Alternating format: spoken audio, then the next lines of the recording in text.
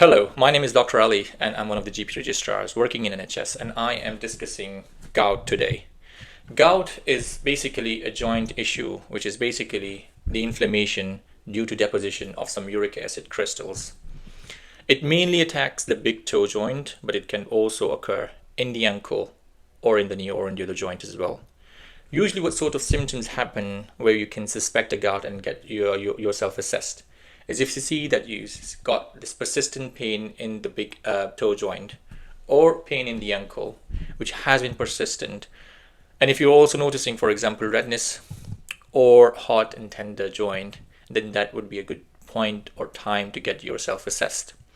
Now, it is important to make sure that this is not an infected joint. A very important ruling factor is whether there is some mobility of the joint.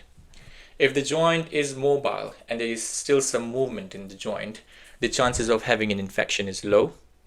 But again, this would be at the discretion of the medical doctor to get it assessed and rule out an infected joint, which is an emergency and which would require the patient to be sent to hospital to get treated properly.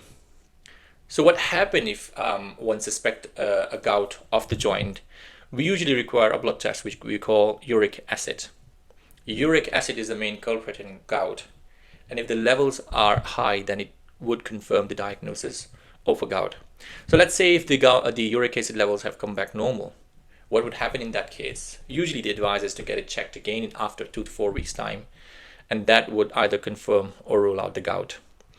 Now, is there any medication that needs to be started if you're having the first attack? And usually the answer is gout preventive medication does not need to be started after the first attack.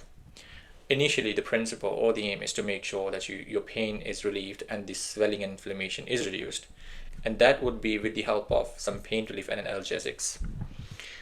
The other medication that we use to prevent further gout attacks is called allopurinol.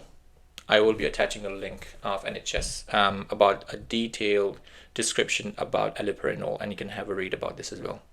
I'll be coming with more topics related to health issues. Till the next time, take care.